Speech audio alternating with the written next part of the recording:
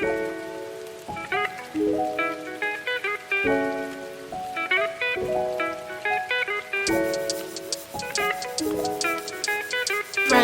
welcome back for another video.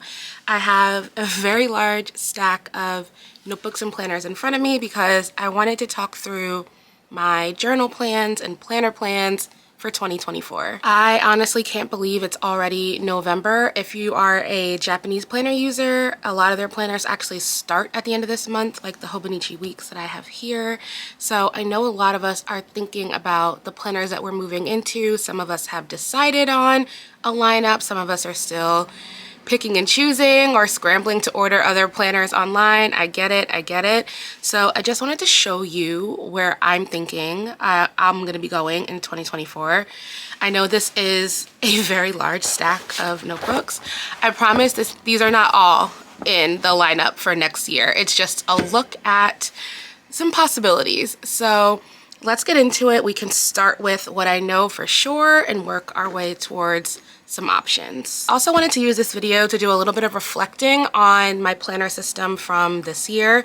So you all know that this year I used a Hobonichi Weeks Mega. This is the version that has like the 200 plus note pages in the back.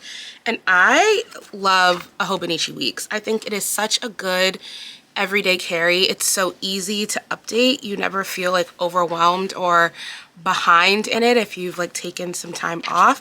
I mark some pages where I can show you how I'm using it. So the monthly to me has always been just super simple, where I future plan. So if I make an appointment in March for June, I know I can throw that in my weeks, and that I always come back and reference this when I'm looking at like the big picture of things that I have going on. What I also love about the way that I've used this planner is that it's very like bare bones, just pen and thoughts. There's not like a ton of extra stuff. I don't tend to be super extra in my planning in general, but this is just like the most simple.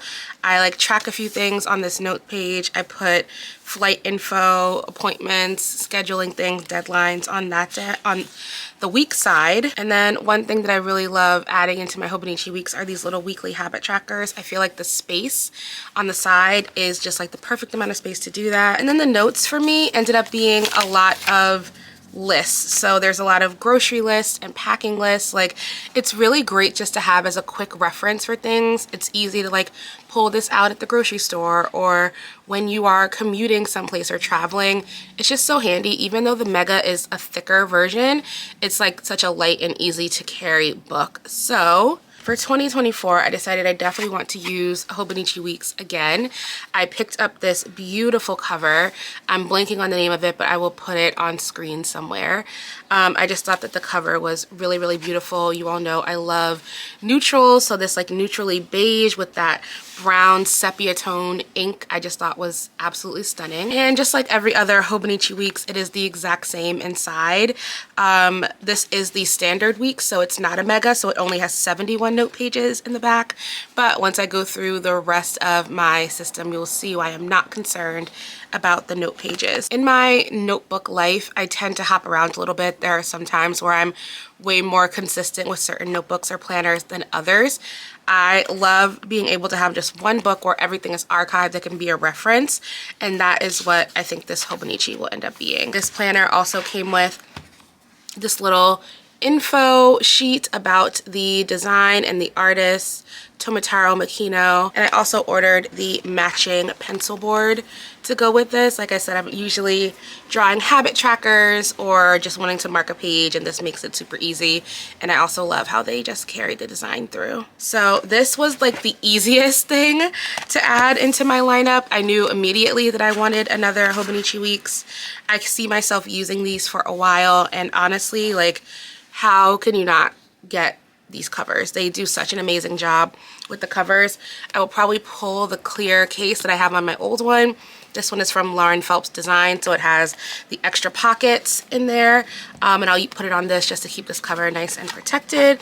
And then every year Hobonichi also gives you that added pocket that you can just stick onto like the back of the planner or wherever you want. This year I put it on the front of the planner just because I had this extra cover on, and you can use it to keep like stickers, receipts, anything else that you might need. So here is the first definite in my system, the Hobonichi week. Okay, next is where we enter a little bit of chaos and confusion. I am such a B6 planner person. It's just the best size for me. It works really, really well for me. And there were two B6 planners that I got really excited about this year. The two planners that I got really excited about were the Bushimen.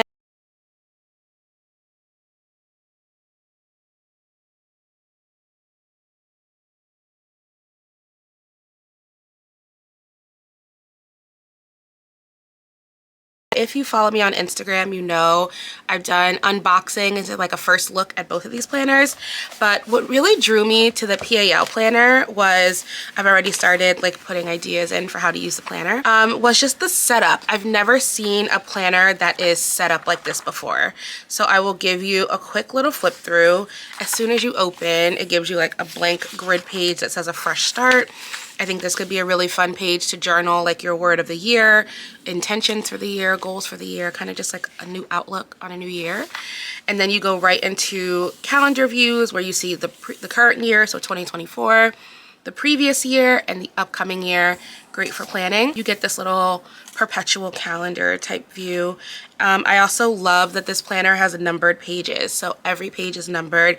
Even if you wanted to use this almost as like an index, you could. And then from there, you go straight into the monthlies. And their monthlies are set up in a really, really unique way.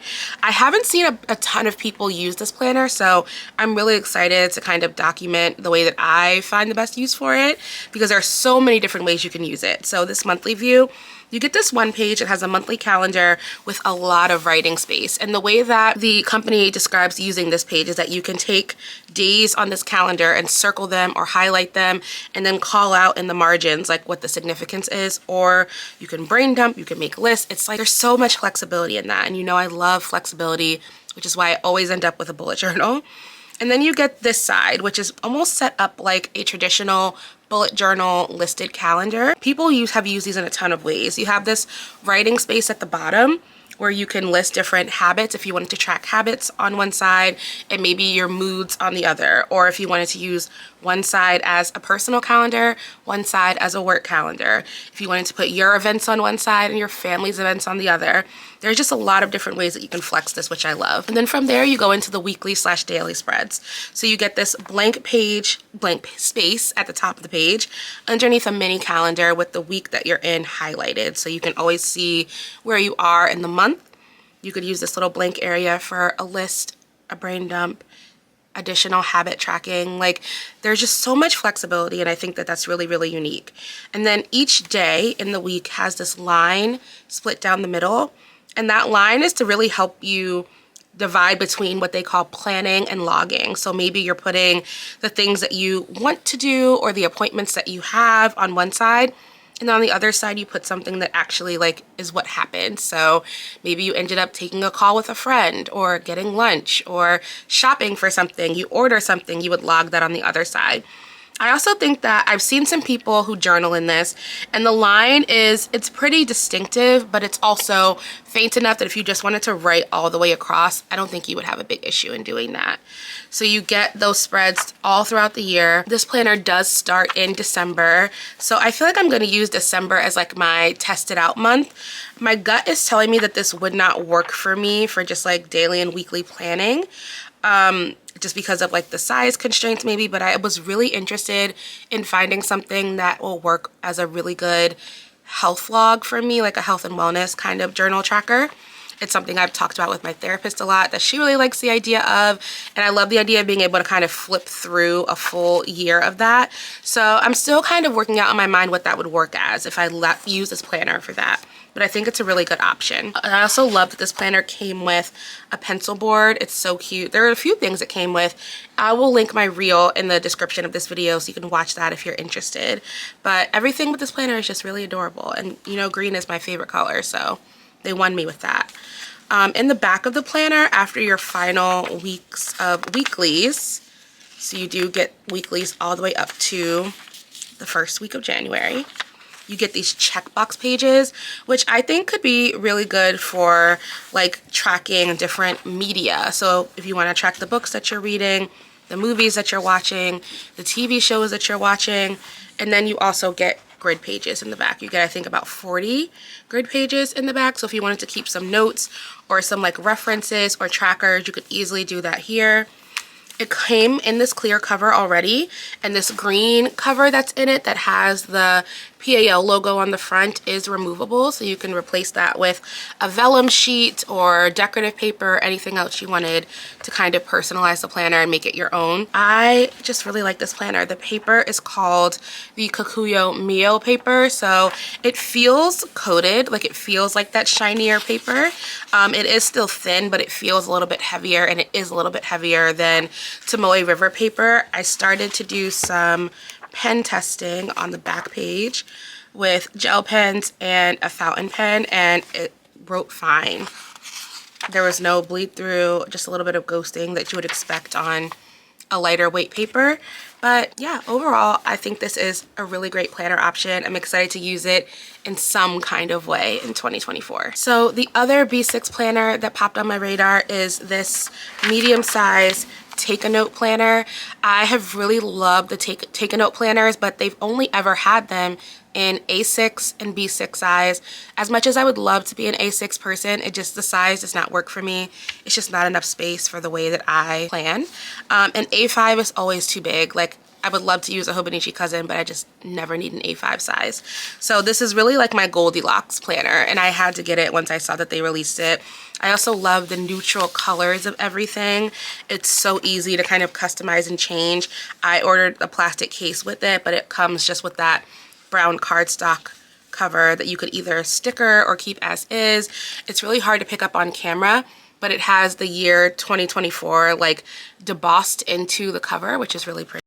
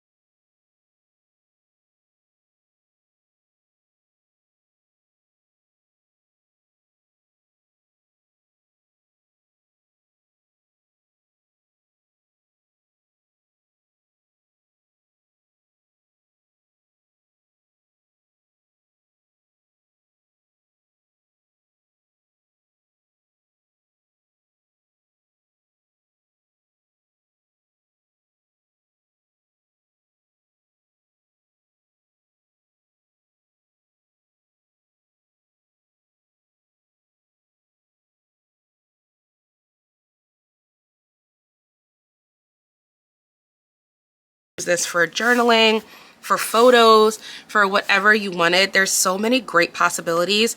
This notebook does use Tomoe River paper. It's the new paper.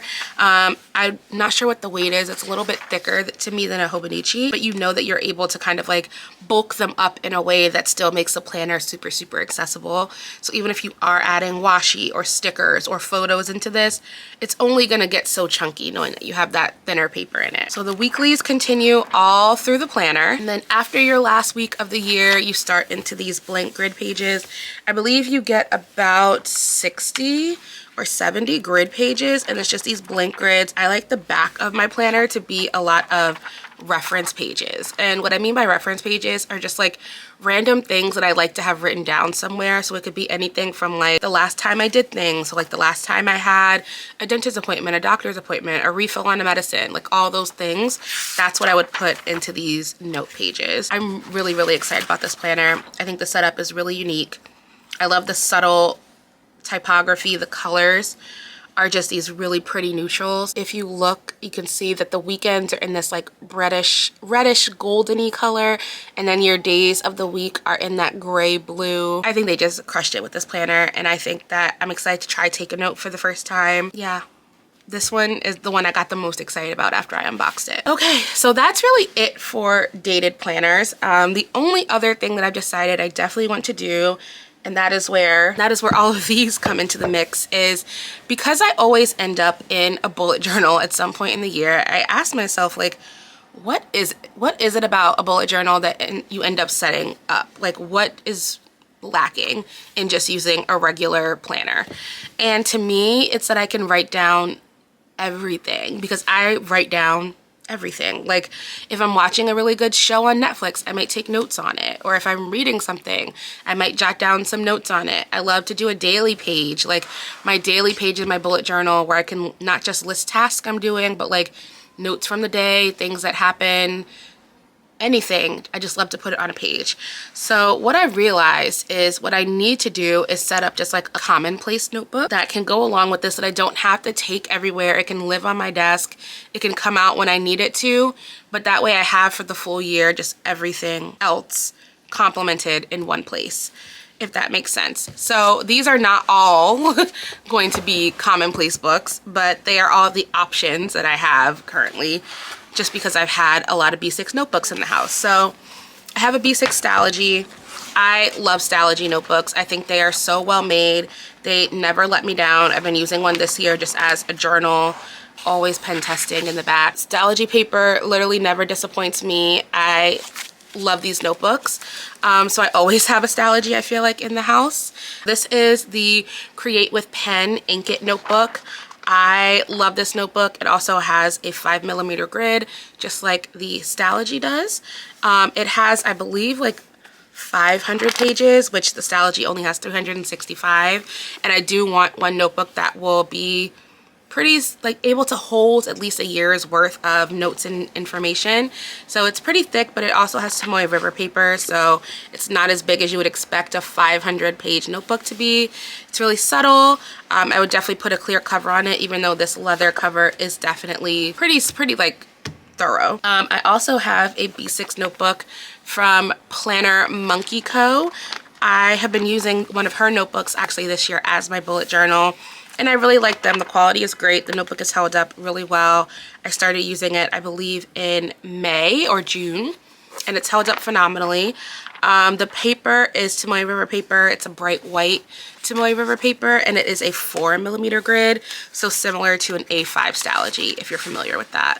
I love how dark the grid is. I hate the new trend of notebooks making the grid so light that you can't see it. Yeah, another option, a really, really good notebook. And then I also have one of the older Sterling ink notebooks. This is before her latest release, so I think she's made some changes since then. But I love that this notebook, the Planner Monkey Co. notebook, has, I believe, 400 plus pages in it. Yes, 400 pages. This one, I think, has like 512. It's also a 4mm grid. It might be a little smaller than 4mm actually, and the grid is a little bit lighter. But I do really like this notebook. I think that it's well made. I would definitely get a clear cover. This is one of those like cardstocky covers. Yeah, one of these would be the notebook that I could throw in things like therapy notes, notes on shows I'm watching, notes on books that I'm reading. Kind of basically like a supplemental commonplace notebook slash bullet journal. So it will be one of these plus this plus one of these. Then I will push these out of the way. The only other thing that I will be using in 2024 is my Midori 5-year journal. I started this journal obviously the beginning of this year, so I am just making my way through year 1, and I really love this journal. I had thought it would be a little bit harder to keep up with, especially because I don't really take it out of the house, so when I travel I don't bring it with me, but it's super easy to get caught up in it. I usually would just jot down whatever I wanted to write on the days that I'm not there on a separate paper and transfer them over later if I'm out and about, and it works out really well. The notebook is really simple. You get a page for every day of the year, and each of those pages is broken into 5 different sections where you would put your entry, so that at the end of the journal you're able to see what happened on this day over 5 years. I know a lot of people have been using the Hobonichi 5-year journals. That journal only comes in A6 size and A5 size, so this is a B6 slim. So if you are not really into those sizes, and also that one has a lot of notes pages, you get like the page for the entry and then a blank page in the Hobonichi one. I think this is a really good option if you're just trying to simplify, if you are worried about being consistent with your journal, or you're just looking for an easy entry point. I think this is a really solid option, and it's also gorgeous. I know I showed this off in other videos last year, but it has this beautiful embroidery on it, and it comes with a clear case, so I've been able to keep it nice and clean and protected. And I think when you shelve it, when it's done, like this on a little bookshelf, and then you start to see a collection of them, would be so beautiful. So, and then of these notebooks as well, whichever one doesn't end up becoming a commonplace book will also probably become my like long form journal, my like Dear Diary style journal. I've been using a Stalogy, so I'll probably use a Stalogy again just because I know it works for me. So that's also an option. So if I had to summarize my system: 5-year journal and a notebook for just traditional standard journaling, B6 notebook, Hobonichi weeks, and take a note. So these will be what I'm using every week. These will probably be the ones that I'm touching every day. I will probably touch this multiple times a week for just daily planning, task management, deadline tracking, projects, all of that. Everything would be in this system. And then the PAL planner will probably be one I'm touching a couple times a month, using it mostly for like health, wellness, and mental health tracking. All right, that is all I have for you for this video. I hope you liked it. Let me know in the comments what planners you're using for 2024, or if you're still shopping around, let me know where you think you're gonna land. If you enjoyed this video, please give it a thumbs up, share it with a friend, and I will see you all in the next one.